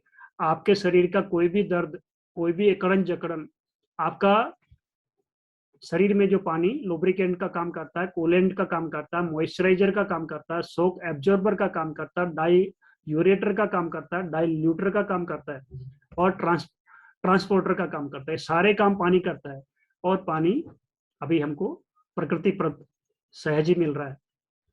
तो किडनी को बचा लेगा तो आपको किडनी संबंधित रोगों का सामना नहीं करना पड़ेगा। फिर भी क्योंकि मुद्रा विज्ञान का टॉपिक पे हम चर्चा कर रहे हैं, तो एक मुद्रा फिर वापस इस तरह से ये बनाया, 2 फिंगर को छोड़ेंगे और ये 2 लास्ट की फिंगर को दबा के रखेंगे। इस मुद्रा को हम बोलते हैं किडनी मुद्रा। यानी कि इसका अभ्यास करने से किडनी को मजबूती मिलती है, और किसी वजह से आपके किडनी के पैरामीटर्स लाइक यूरिक एसिड और क्रिएटिनाइन, ये जो है इसका अभ्यास करने से वो स्ट्रेंथ होते हैं, मजबूती की तरफ बढ़ते हैं। इसका अभ्यास करने से कुछ लोग जो किडनी पेशेंट थे, जिनका डायलिसिस चलता था, जिनको यूरिक एसिड बहुत बढ़ा हुआ था, क्रिएटिनाइन बढ़ा हुआ था, इनका अभ्यास करने से parallel to the running treatment, parallel to medical science treatment, उनका पैरामीटर्स में इंप्रूवमेंट आया था। इस तरह आपको निवेदन है कि इसका अभ्यास भी करें। अब सवाल ये उठेगा कि मैंने बहुत सारी मुद्राएं आपको बता दी, आपको लगेगा कि कौन सी मुद्रा कब करनी चाहिए। तो मैं आपको एक छोटा सा कोशिश करूंगा, एक छोटा सा एक पीडीएफ डॉक्यूमेंट या वर्ड डॉक्यूमेंट आपको मैं शेयर कर दूंगा, खत्री साहब को, या जो भी खत्री साहब का मेरे पास मोबाइल सेव्ड है, जैन साहब का भी है, तो मैं आपको शेयर कर दूंगा। तो आप अपने मेंबर्स के अंदर इसको साझा कर सकते हैं, और इस पे जो भी कोई फर्दर यदि डाउट आता तो हम उसको आपस में चर्चा कर सकते हैं। तो मुद्रा विज्ञान में बहुत कुछ चीजें हैं। एक और जो लास्ट मुद्रा में आपको, जैसे कि मैंने आपको त्रिदोष नासिक मुद्रा बता दी, एक मुद्रा जिसको वज्र मुद्रा बोलते हैं, वज्र मुद्रा। ये देखिए, इंडेक्स फिंगर को छोड़ करके सारी अंगुलियां एक साथ मिला ली, ये वज्र मुद्रा है। इसका अभ्यास करने से हमारा शरीर वज्र के समान मजबूत हो जाता है। और आज हम जो अभी वर्तमान में जो चुनौतियों का सामना कर रहे हैं, जो इम्यूनिटी की हमको आवश्यकता है, हमारा शरीर को वातावरण के माध्यम से, हवा के माध्यम से, खाद्य पदार्थों के माध्यम से जो खतरा उत्पन्न हो रहा है, इसका अभ्यास करने से हमारे शरीर में आकाश तत्व, पृथ्वी तत्व और जल तत्व का सुप्रबंधन होता है। इस तरह से हमारा शरीर वज्र के समान मजबूत बन सकता है। इसके साथ साथ एक और मुद्रा की, जैसा कि हम और आप सब जानते हैं कि भारतीय परंपरा है कि जो हाथ जोड़ के जो नमस्कार करते हैं, इसको नमस्कार मुद्रा के नाम से जाना जाता है। इसको अभिवादन मुद्रा के नाम से भी जाना जाता है।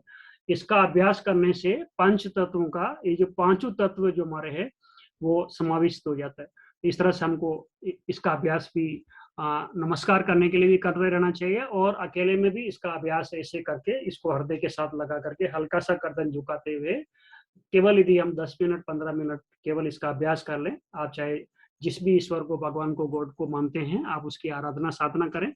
नहीं होता है तो मेरा एक आपसे निवेदन है कि केवल ऐसा बना करके ये चिंतन करें कि जो आप चाहते हैं, आप क्या चाहते हैं, आपके समाज में, अपने परिवार में, अपने रिश्तेदारी में, अपने कार्य संस्थान में, अपने देश में, अपने संसार में क्या होना चाहिए, क्या होना चाहिए उसके बारे में चर्चा करना। क्या नहीं हो रहा, लोगों को क्या करना चाहिए, उस पर चर्चा नहीं करना चाहिए। हम चाहते हैं कि सब लोग स्वस्थ रहे, सब लोग सुखी रहे, सब लोग शांत रहे, सब तरफ सुव्यवस्थाएं बनी रहे, सब एक दूसरे का मान सम्मान दे। ऐसे यदि हम 10 मिनट सदविचारों का चिंतन करें, जो हम चाहते हैं वही इसके ऊपर चिंतन मंथन करें, तो इसका लाभ आपको भी मिलेगा, हमारे समाज को भी मिलेगा, हमारे देश को भी मिलेगा, और अखिल विश्व ब्रह्मांड जो बोलते हैं वसुदैव कुटुंबकम, संसार के सभी लोगों को, सभी प्राणियों को मिलेगा। तो हम इसके लाभान्वित होंगे। इस तरह से अपन इसका अभ्यास कर सकते हैं। विषय बहुत लंबा था, क्योंकि मैं इसको मल्टीमीडिया प्रेजेंटेशन से बांधना नहीं चाहता था। समय ऑलरेडी 7:15 बज चुका है, और टॉपिक को कभी मौका मिलेगा तो हम एक फिजिकल कॉन्फ्रेंस भी जयपुर में या जहाँ पे भी आप लोग बोलेंगे, कोशिश करेंगे कि एक फिजिकल कॉन्फ्रेंस हो, क्योंकि कार्यशाला के रूप में रहने से, जैसे मैंने देखा कि आप में से बहुत से लोगों ने इसका बना के अभ्यास कर रहे थे। अभ्यास करना पड़ेगा, अभ्यास करने से ही लाभ होता है। और एक कुछ चीजें ऐसी है कि आमने सामने रहने से, आमने सामने करने से इसका ज्यादा बेनिफिट होता है। अतः मैं एक बार पुनः आप सबका साधुवाद, धन्यवाद अभिव्यक्त करता हूँ कि आपने मेरी बात को बहुत ही तन्मयता से सुना, और मुझे इस बहुत बड़े, जो लगभग आधे भारत के साथ जुड़े हुए संस्थान रोटरी क्लब जयपुर रॉयल से रूबरू होने का मौका मिला। मैं तहे दिल से माननीय श्री खत्री साहब से, माननीय पीसी जैन साहब से, और आप सभी लोगों का, जिस प्रबंधन कार्यकारिणी ने मुझे आपके साथ में अपने विचार साझा करने का मौका दिया, मैं तहे दिल से आप सबका आभार और शुक्रिया अदा करता हूँ। और ऐसा आशा करता हूँ कि फिर हमको एक बार कभी मौका मिलेगा। सादर प्रणाम, जय हिंद। बहुत बढ़िया टॉक डॉक्टर परिहार ने हमें दी।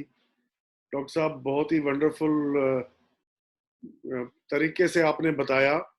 मुद्रा ज्ञान, मुद्राओं के बारे में थोड़ा बहुत इधर उधर से थोड़ा सुना जाता रहता है, लेकिन जिस प्रकार से आपने सिस्टमेटिक तरीके से ये चीज हमें बताई, निश्चित रूप से हमें ये इतना बड़ा टॉपिक है, और 1 घंटे में या 50 मिनट में आपने जिस तरह से इसको बताया, उससे अब हमें ये तो कम से कम लगने लगा कि एक ऐसा टॉपिक है जिसके अंदर हमें घुसना चाहिए, और निश्चित रूप से हम घुसेंगे एंड और जानने का प्रयास करेंगे, प्रैक्टिस करने का प्रयास करेंगे।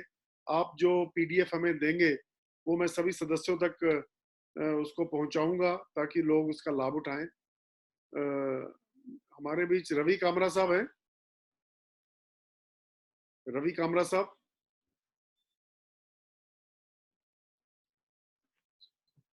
पीसी मित्तल साहब, आप धन्यवाद प्रस्ताव पारित करें। 1 मिनट, उससे पहले मैं चाहूंगा किसी का कोई प्रश्न है, जो भी हमारे साथी इसमें सुन रहे हैं, किसी का कोई प्रश्न हो तो जरूर पूछें, ताकि कोई भी शंका लेके हम साथ नहीं जाए। जी हाँ, मल्होत्रा साहब ने हाथ राइज किया, हैंड राइज किया। इनको अनम्यूट करने का option they please. JP Malhotra साहब। मल्होत्रा जी, अनम्यूट करिए। हाँ जी। सर इसकी डिटेल कोई बुक्स है जिससे स्टडी करके हम लोग ज्यादा नॉलेज गेन कर सकें? सर अभी कोई जैसा अभी पीसी जैन साहब ने बताया कि मैंने 2 बुक्स लिखी है। एक अल्टरनेटिव मेडिकल साइंस के अंदर पूरा एक रेफरेंस बुक है, जो जिसमें डिफरेंट स्ट्रीम्स इंक्लूडिंग मुद्रा विज्ञान, पंचतत्व, मतलब उसको इस तरह से डिजाइन किया है कि 2 चैप्टर जो सामान्य जनरल हेल्थ, जो जनरल एक मतलब उसको इस हिसाब से प्लान किया कि एक सामान्य व्यक्ति भी समझ के और एक साइंटिफिक कैटेगरी का लोग भी इसको समझ के। 2 चैप्टर जनरल इंट्रोडक्शन है, भारतीय ऋषि मुनि क्या बोल रहे थे और आधुनिक युग के मेडिकल साइंस के एक्सपर्ट्स रिसर्चर्स क्या बोल रहे हैं। तीसरे चैप्टर में डाइट पे बात की है, फिजिकल डाइट पे क्या क्या खाना चाहिए, क्या नहीं खाना चाहिए, और खाने पीने में क्या कॉम्बिनेशन अच्छा है, क्या कॉम्बिनेशन नहीं यूज करना चाहिए। इसी तरह से power of conscious and subconscious mind, चेतन मस्तिष्क और अचेतन मस्तिष्क, ये मतलब जैसे फिजिकल फूड हो गया, फिर मेंटल फूड हो गया, देन बेसिक एलिमेंट पंच महाभूत, पंच तत्व चिकित्सा पे साइंटिफिक जो जो आपको मैंने चर्चा की, वो हर तत्व को वैज्ञानिक तथ्यों के आधार पर साबित करके उसके ऊपर एक्सपेरिमेंटेशन जो किया जा सकता है वो बताया गया है। देन मुद्रा विज्ञान है, देन योग व्यायाम प्राणायाम को, क्योंकि बहुत सारी बुक्स है, मैंने खुद ने बहुत सारी बुक्स पढ़ी है, मगर जो पिछले मुझे भारत के अंदर एटॉमिक एनर्जी सहित अन्य संस्थानों में मतलब कई सैकड़ों कॉन्फ्रेंसेस करने का मौका मिला, उन बुक्स को मैं आपके साथ ये साझा कर रहा हूँ कि नॉर्मली लोग क्या करते हैं, हाथ से लिखते हैं, फिर टाइप कराते हैं, फिर करेक्शन करते हैं, बट वो मैंने नहीं किया। 2 अंगुलियों से जो मैंने कॉन्फ्रेंसेज में जो लोगों के साथ डिस्कस की, वही बोलचाल की भाषा के अंदर उनको लिखा है, और जो जो एक्सपेरिमेंट करके देखा गया उसको उस पर अपनी सिंपल भाषा में मेंशन किया, क्योंकि पहले वो बुक इंग्लिश में पब्लिकेशन के लिए रेडी थी, मगर हमारे कुछ इंजीनियर फ्रेंड ने बोला कि इंग्लिश में बहुत लिटरेचर अवेलेबल है, और जो आप कहना चाहते हो सामने वाला समझेगा नहीं समझेगा, हिंदी में आप जो बोलेंगे शायद हमारे राजभाषा को भी मान सम्मान मिलेगा, और साइंटिफिक टेक्नोलॉजिकल सब्जेक्ट को आप हिंदी में लिखेंगे तो वैज्ञानिक हिंदी भाषा का भी थोड़ा प्रचार होगा। तो उसमें योग प्राणायाम व्यायाम को भी साइंटिफिकली एक्सप्लेन किया, साथ साथ जिसको हम एक्यूप्रेशर, रिफ्लेक्सोलॉजी, कीरोप्रैक्टिक, सुजोग इसके नाम से भी जानते हैं, उसके ऊपर भी एक चैप्टर अलग से लिखा गया है, और एक चैप्टर लिखा मैग्नेटिक थेरेपी, इलेक्ट्रोमैग्नेटिक थेरेपी के ऊपर। उसमें क्रोमेटोथेरेपी जो रंग चिकित्सा विज्ञान है उसको भी हमने समावेश किया, और उसके साथ साथ एक चैप्टर जो है ये हमारा जो घर में जो मसाले हैं, हर्बल जो घरेलू मसाला वाटिका, जिसमें कि हमारे किचन को मैं सुपर स्पेशलिटी हॉस्पिटल का दर्जा दे सकता हूँ। जो मल्टी सुपर स्पेशलिटी हॉस्पिटल में जो फैसिलिटी होनी चाहिए वो सारी आपके किचन में है, तो क्या क्या चीजों को कैसे इस्तेमाल करना चाहिए उसके ऊपर चर्चा की है। और लास्ट चैप्टर में जो क्योंकि मैं ऑफिस से आने के बाद में सप्ताह में 2 दिन यहाँ पेशेंट देखता हूँ, और वो पेशेंट वो होते हैं जो बड़े बड़े मेडिकल इंस्टीट्यूशन के द्वारा रिफ्यूज या रिजेक्ट कर दिए जाते हैं, उन केसेस के ऊपर मुझे काम करने का मौका मिला। ऐसे मतलब हजारों पेशेंट्स होंगे जो जिनको एम्स, पीजीआई, जसलोक हॉस्पिटल या शंकर नेत्रालय या नारायण हृदयालय जैसे हॉस्पिटल्स ने कहा था कि आगे कोई स्कोप नहीं है। उनमें से जो ठीक हो गए, उन कुछ लोगों के हमने फीडबैक, हमारे यहाँ पे एक फीडबैक रजिस्टर है, उसमें उनने हाथ से फीडबैक लिखे हुए, कुछ लोगों के वीडियो फीडबैक है। उनमें से कुछ लोगों से कंसेंट लेकर के उनके मोबाइल नंबर सहित, उनके एड्रेस सहित, उनके अनुभव को उस बुक के अंदर शामिल किया गया। इस तरह से वो एक बुक है, तो उसका सेकंड एडिशन अभी पब्लिकेशन में है। जयपुर में एक डॉक्टर JS सोमाव जी है, उनका कृति पब्लिकेशन है, उनकी तरफ से वो पब्लिश हो रही है, मतलब बाकी सर्वाधिकार मेरे पास ही है। तो ऐसे हम आशा कर रहे हैं कि अगले महीने तक वो बुक मतलब पब्लिश होके आ जाएगी, तो उसका डिटेल जो है मैं खत्री साहब के साथ साझा कर दूंगा।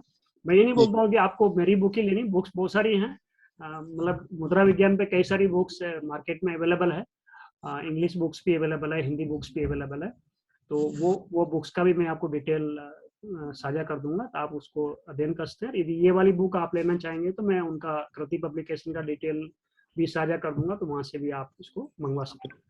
बिल्कुल ठीक है सर। डॉक्टर मनोज कुमार कटबल जी का भी हाथ खड़ा है। मनोज जी पूछिए क्या प्रश्न है। आप अपना वीडियो भी ऑन कर लेंगे तो अच्छा लगेगा।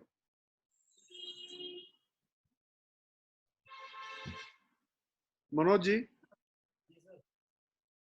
आपने अनम्यूट तो कर लिया आपने आपको? आवाज नहीं आ रही है। वीडियो नहीं आ रहा है सर अभी? हाँ नहीं है, अभी तो नहीं है। हाँ मनोज। जी हाँ हाँ सर, हाँ मनोज जी नमस्कार। पूछिए। नमस्कार। धन्यवाद, बहुत अच्छा सेशन था। बहुत ही साइंटिफिकली जो मुद्राएं थी हमने योग विज्ञान में आपसे सीखी थी, लेकिन आज तो पूरा इसका ही एक लंबा सेशन था, तो काफी अच्छी चीजें क्लैरिटी आ गई। तो एक क्वेश्चन ये, दो क्वेश्चन थे सर। जो आपने बताया था ये आकाश मुद्रा बताई थी वो स्विमर्स डिजीज के लिए, तो ये टिनाइटिस पे भी काम करता है क्या? हाँ टिनाइटिस पे भी काम करता है। स्विमर, आपने क्या डिजीज बताई थी वो? स्विमर, स्विमर्स ईयर जो सीटी बजती है कान में। बेसिकली स्विमर्स ईयर इसको इसलिए बोला गया कि आप जैसे कि आप जानते हैं कि समुद्र में गोताखोर जब जाता है तो अपने पीठ पे एक ब्रीदिंग एयर का एक सिलेंडर लेके जाता है और एक फेस मास्क में उसको पहन के जाता है, तो सांस लेता है वो सिलेंडर में से लेता है, पर जो सांस निकालता है वो सिलेंडर के बाहर उस मास्क से बाहर उस पे पानी में डिस्पर्स होती है।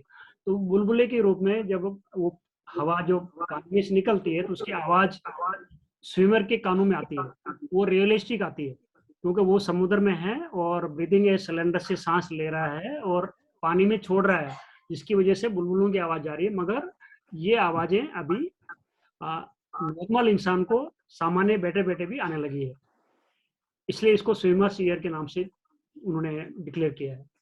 ये और टिनाइटिस एक ही है सर? हाँ लगभग एक जैसी है। एक बार मुद्रा बना के बता देंगे सर, कैसे बनाई थी आप? देखिए ये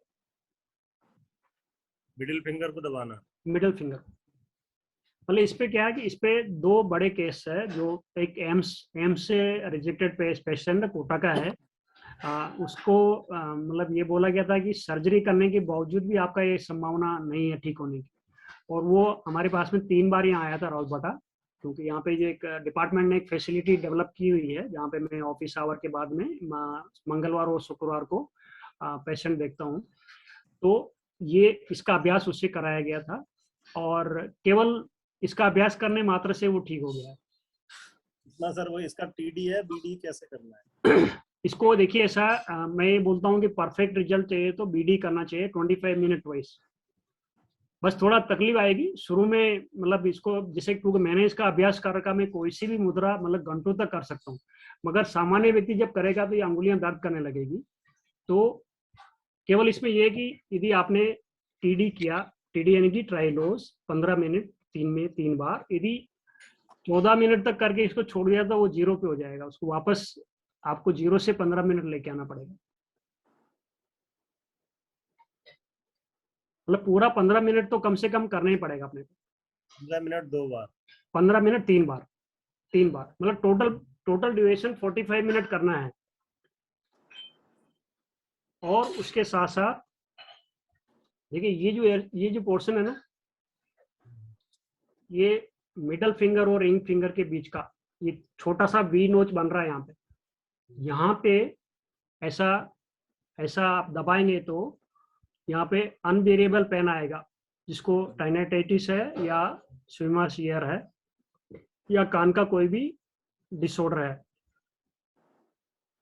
मतलब इतना हल्का इसका, इसको ऐसे करके जैसे चावल मस्काते ना अपन, ऐसा इसको करके देखेंगे। नाखून नहीं होना चाहिए, अपन सिंपली उसको इस तरह से स्टिमुलेट कर सकते हैं। मतलब कितनी देर करना है सर?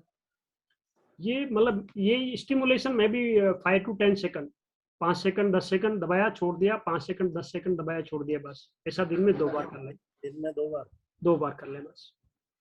दूसरा सर ये जैसे कि बताया ये कोमा पेशेंट्स के लिए कोई मुद्रा काम करेगी? सर कोमा पेशेंट के लिए देखिए ऐसा है कि एक मुद्रा तो ये है जो काम करेगी, क्योंकि ये मुद्रा मेंटली रिटायर्ड लोग, जो मंद बुद्धि लोग होते हैं या पागल लोग होते हैं, उनके ऊपर भी ये काम करती है यदि उनको इसका अभ्यास कराया जाता है। तो सिमिलरली जो कोमा में पेशेंट है उसका देखिए ब्रेन को थोड़ा सा एक्टिवेट करने की जरूरत है। कोमा में क्यों गया, उसके पीछे कुछ कारण होंगे। देखिए एक ऑप्शन उसके ब्लड के अंदर यूरिया नाइट्रोजस प्रोडक्ट बढ़ गया हो, जिसकी वजह से वो कोमा में जा सकता है।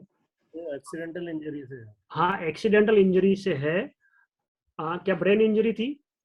वो डिफ्यूज एक्सिनल या इंजरी ग्रेड 3 मदर का है। ओके, तो देखिए एक ऑप्शन पहले आप शुरुआत में क्या करेंगे, ऐसे ऐसे पकड़ के दोनों हाथों को ऐसे अपन वो खुद तो पकड़, उनके तो हाथ खुले रहते हैं, तो कैसे करेंगे हम उनको? नहीं हाथ में अपन को नहीं, अपने को पकड़ना है। जैसे ना ये एक हाथ को ऐसे रख दिया आपने और यूं करके पकड़ लिया, ऐसे उनका हाथ को एक बार ऐसे बनवाया और ऐसे दूसरे हाथ से दबा के रखा। सारी उंगलियां जितनी। हाँ, एक ऑप्शन दूसरा भी है कि दूसरा ऑप्शन ये है कि फॉर एग्जांपल एक बॉल ले ले, मैं जो स्पंज वाली बॉल आती है। बॉल तो पकड़ाते हैं सर उनको। हाँ, तो जैसे बॉल को यहाँ रख के और सारी उंगली को यहाँ ला करके कपड़े से, हल्का सा कपड़े से उसको बांध दे में अपन, मतलब ध्यान नहीं देना कि इतना टाइट नहीं होना चाहिए कि उसका ब्लड सर्कुलेशन इंटरप्ट हो जाए, इतना ढीला भी नहीं होना चाहिए कि वो वहां पे ग्रिप नहीं रहे। उनका तो क्या है सर, उंगलियां ऐसे बिल्कुल हमेशा बंद रहती है ना ऐसे, तो उनको इसलिए डॉक्टर ने कहा कि बॉल पकड़ाओ जिससे ये दूर दूर रहे। हाँ, तो वो आप ऐसे ग्रिप बना लेती है उसमें बहुत। हाँ, तो क्या करिए, एक बार बॉल दे देंगे ना तो बॉल पे अपने आप उनकी ग्रिप रहेगी। हाँ। ग्रिप रहेगी तो वो बॉल इस साइज की अपने को लेनी है कि जिसकी वजह से वो टिप आपस में टच होना चाहिए। टच होने के लायक लेके आने के लिए बॉल का साइज थोड़ा छोटा रखना पड़ेगा। सारी उंगलियां टच हो जाएंगे। हाँ, सारे उंगली टच हो जाएगा, और नहीं होता तो थोड़ा सा उसको बांधना पड़ेगा अपने को। टेनिस वाली बॉल ले लेंगे, अभी तो हमने लॉन टेनिस वाली बॉल ली है ना, टेनिस वाली ले लेंगे जिससे कि वो पूरा चाप जाएंगी, उसको बांध देंगे बैंड से या कपड़े से। हाँ, वो ले लें, नहीं तो अच्छी क्वालिटी का एक गुब्बारा ले लें, छोटा गुब्बारा लेके भी अपन यूज कर सकते हैं। गुब्बारे को उतना ही फुलाएं जितना कि उसकी उसके उनके हथेली के अंदर दब जावे और कंप्रेशन आ जाए उसका। और पैरेलली कभी मेरा जयपुर आना जाना रहता है। आप मुझे एक बार आपके नंबर से मुझे एक व्हाट्सएप में आपका, मेरी मदर हल्द्वानी में है सर।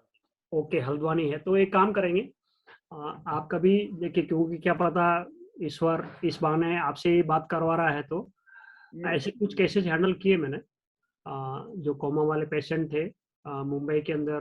कुछ केसेज हमने हैंडल किए हैं जो जसलोक हॉस्पिटल में एडमिट थे और हमारे एटॉमिक एनर्जी से रिलेटेड पेशेंट थे, एंड उनका बहुत ही अच्छा इम्प्रूवमेंट हुआ है। मतलब एवर देन जो लोग बिल्कुल मतलब मूवमेंट में नहीं थे, वो मूवमेंट में आए, बात करने की कंडीशन में भी, बैठने की कंडीशन में भी नॉर्मलाइजेशन की तरफ आ गए हुए ऐसे लोग। ये कि एक पूरा एक वर्क प्लान करना पड़ेगा अपने को। मैं मनोज जी आपको नंबर दे दूंगा डॉक्टर साहब का, ठीक है? हाँ, मैं नंबर दे दूंगा, आप बात करिएगा।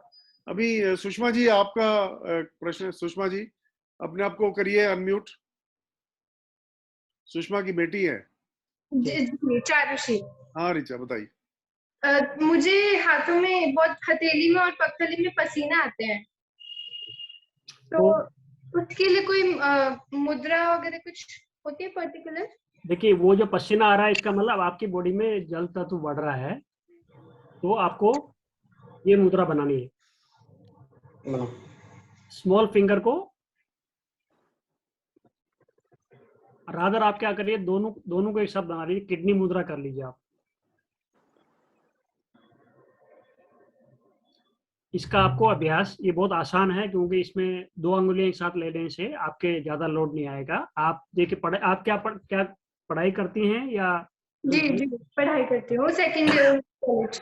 तो ऐसा करिए, ये बुक यहाँ सामने रख ली अपने और ये अभ्यास चालू कर दिया, और जो पेज बदलना है तो ये सिंपली दूसरी अंगुली से अपन पेज बदल सकते हैं।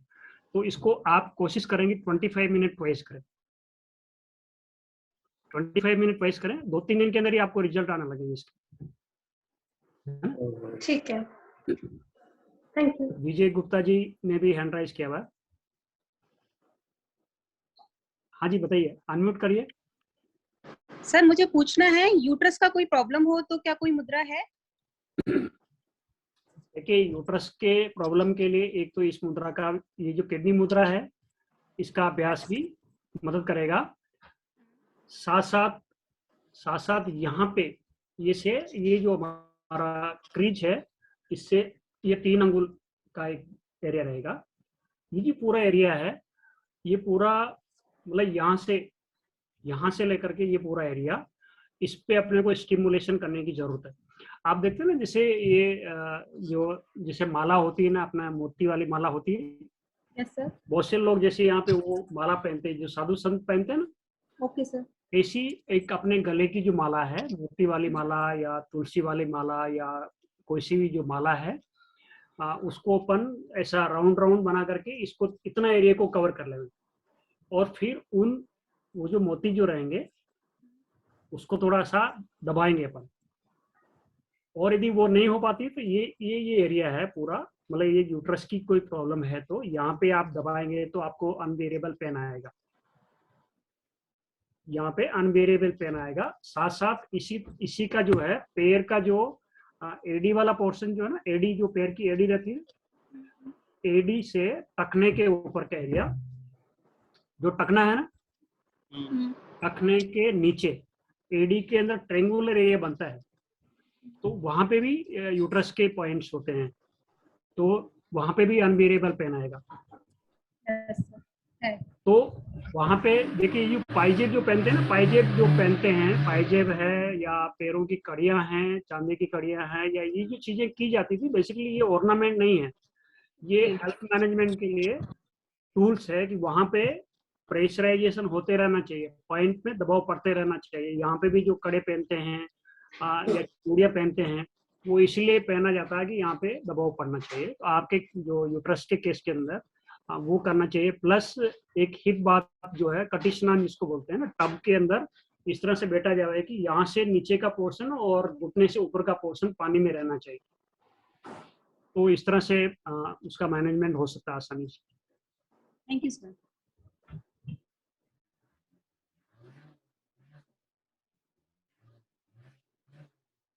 कामरा साहब, 2 शब्द आपकी ओर से। जी, थैंक यू खत्री साहब। और डॉक्टर परिहार का जो आज उद्बोधन था, बहुत ज्यादा ग्रिपिंग और एक नॉलेज देने वाला था। अपने योग में ये बातें तो कक्षा में रोज करते हैं मुद्रा की, तो कुछ मुद्राएं अपने लगाते भी हैं, लेकिन ये इन्होंने साइंटिफिकली सारी चीजें बताई। तो थैंक यू डॉक्टर परिहार, और थैंक यू खत्री जी, आपने ये एक अच्छा मौका दिया। Thank you so much. Kamra साहब, जैन साहब, any point you want to add? इससे पहले कि पीसी मित्तल साहब धन्यवाद प्रस्ताव पास करें। नहीं, बहुत ही बढ़िया रहा, और मैं चैट में देख रहा था कि बहुत अच्छे कमेंट्स थे, और एक अपने RID चैट 2981 है तमिलनाडु से, हाँ, वहाँ से भी एक MPHF है, उन्होंने ज्वाइन किया हुआ है। हो सकता है कि हिंदी की वजह से कुछ उनको थोड़ी सी समझने में कुछ हो सकता है दिक्कत आई, मुझे पता नहीं, मैंने सिर्फ चैट में देखा था, मैंने उनको थैंक्स भी लिखा है। तो अभी नहीं है वो। हाँ, नहीं, ऐसा है कि ऐसा यदि लगे अपने को, we can use English only, क्योंकि यदि ठीक है, वैसे तो साउथ वाले लोगों को भी अभी हिंदी आने लगी है, हिंदी लोग समझते हैं, बट ऐसा कहीं लगे तो हम लोग आगे से इंग्लिश को यूज करेंगे। ठीक है, बस ये कि यहाँ ज्यादातर राजस्थान के ही थे, लेकिन मैंने देखा कि एक तमिलनाडु में, क्योंकि हम रोटरी के ग्रुप में हमने इसको मैसेज को डाला था, जी तो सर, वहां से किसी को ये बड़ा इंटरेस्टिंग लगा होगा, तो तमिलनाडु से उन्होंने इसको ज्वाइन किया। बहुत बहुत धन्यवाद परिवार साहब। ओवर टू खत्री जी। रेणु जी भी हैं, कुछ रेणु जी 2 शब्द कहना चाहें? आप तो योग से जुड़े हुए हैं, आवाज नहीं आ रही आपकी। अनम्यूट करें। अनम्यूटेड है, पर फिर भी आवाज में कुछ है प्रॉब्लम।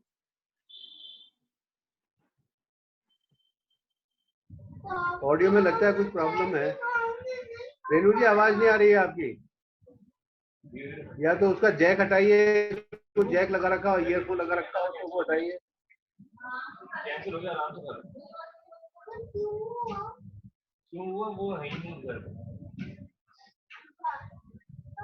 नहीं, आवाज नहीं आ रही है। चलिए कोई बात नहीं, आप चैट में मैसेज दे दीजिए। मित्तल साहब, धन्यवाद प्रस्ताव। अनम्यूट करिए अपने आप को। धन्यवाद खत्री साहब, धन्यवाद डॉक्टर ML परिहार साहब, बड़े ज्ञानी हैं। मुद्रा योग के बारे में, मुद्रा विज्ञान के बारे में बहुत धनी हैं।